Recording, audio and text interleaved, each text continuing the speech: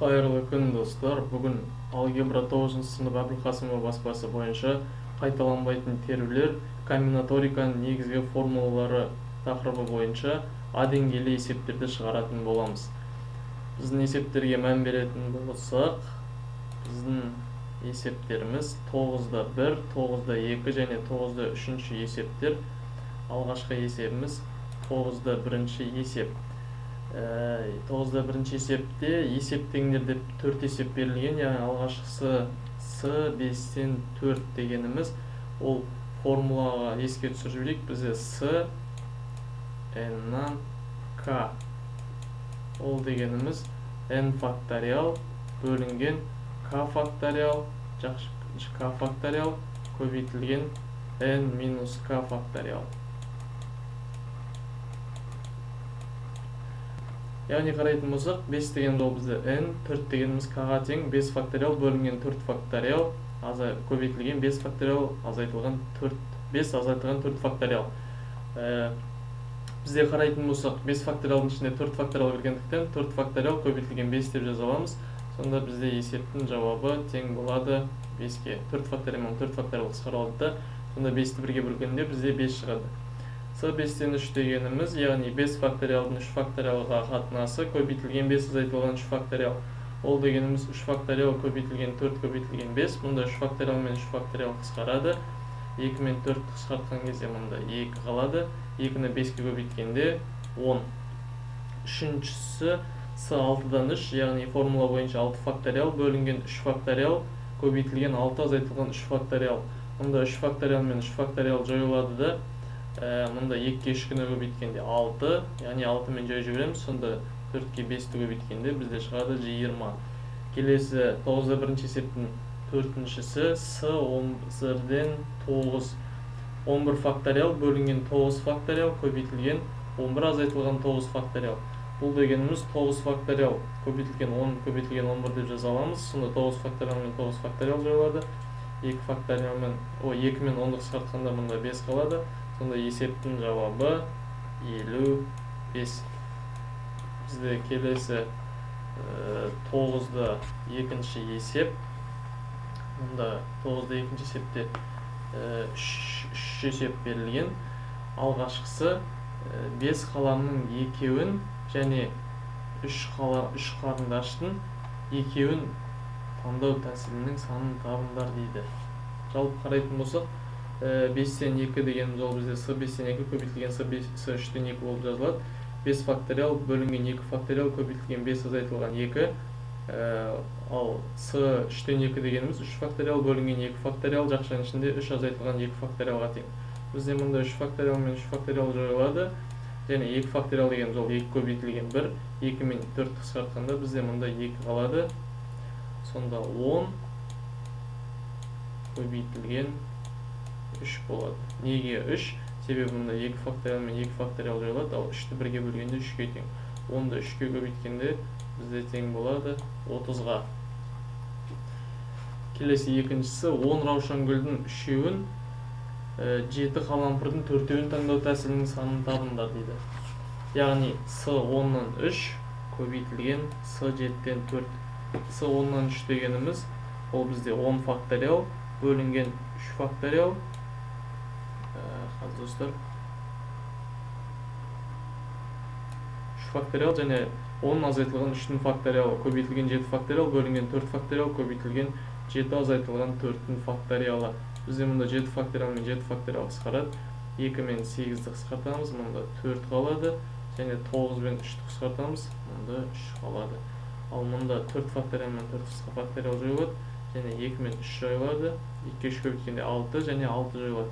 Сонда мұнда бізде қалатыны 4-те 3-ке көбейтсек 12, 12-ні 10-ға көбейтсек 120, 120-ға көбейтеміз 35-ті, ол бізде тең болады 4200-ге.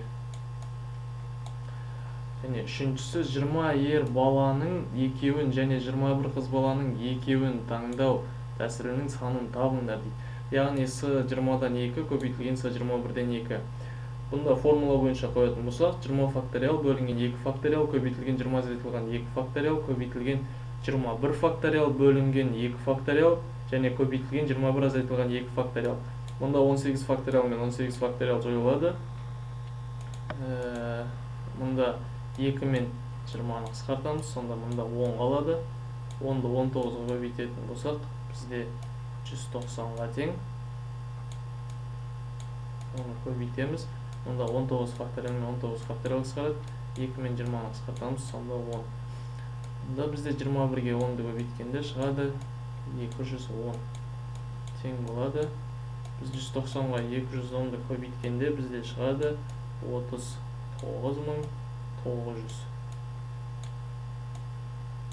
Келесі есеп 9'da 3-ші есеп тепе-теңдікті дәлелдеңдер дейді. Мұнда с 8-ден 4 қосылған с 8-ден 3 тең болады с 9-дан 4-ке дейді. Бізде с 8-ден 4 дегеніміз ол 8 факториал бөлінген 4 факториал көбейтілген 4 факториал. Және с 8-ден 3 дегеніміз ол 8 факториал бөлінген 3 факториал көбейтілген 5 факториал. Ал с 9-дан 4 дегеніміз формула бойынша 9 факториал бөлінген 4 факториал көбейтілген 5 факториал.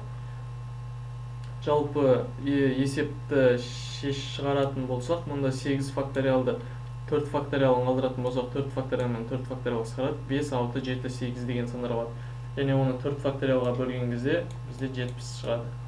70-ке қосамыз. Келесі 8 факториал бөлінген 3 факториал көбейтілген 5 факториалдан бізде 56 шығады. Және теңдіктің оң жағында бізде 126-ға тең.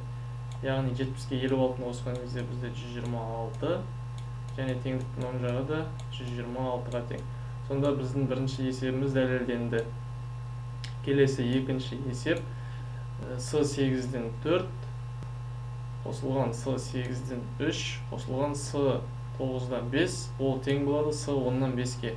Бізде мұнда қарайтын болсақ, дәл алдыңғы есептің берілгені секілді берілген болатын. Яғни 8 факториал бөлінген 4 факториал көбейтілген 4 факториалымыз 70-ке тең болады.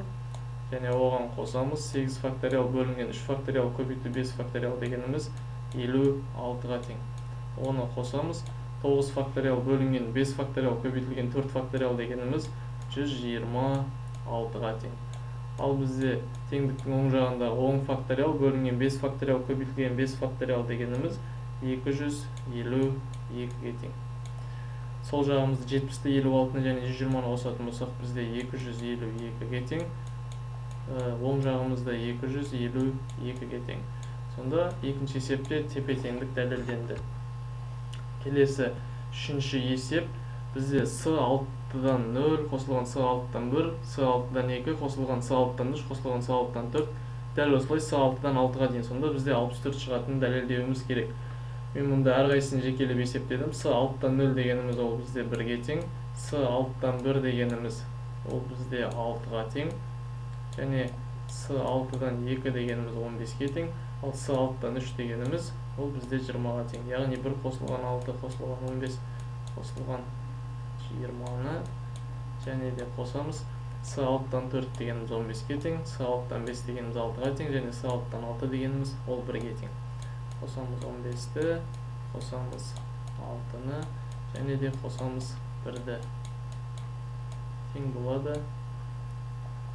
1-ге 6-ны қоссақ 7, 7-ге 15-ті қосатын болсақ 22, 22-ке 20-ны қосатын болсақ 42, 42-ке 15-ті қоссақ 57, 57-ге 6-ны қосатын болсақ 63, және 63-ке 1-ді қоссақ бізде тең болады 64-ке. Сонда бұл есеп дәлелденді. Назарларыңызға рахмет достар. Сіздермен болған Ермекбаев Нұрдәулет. Каналға лайк басамыз және де тіркелеміз. Назарларыңызға рахмет.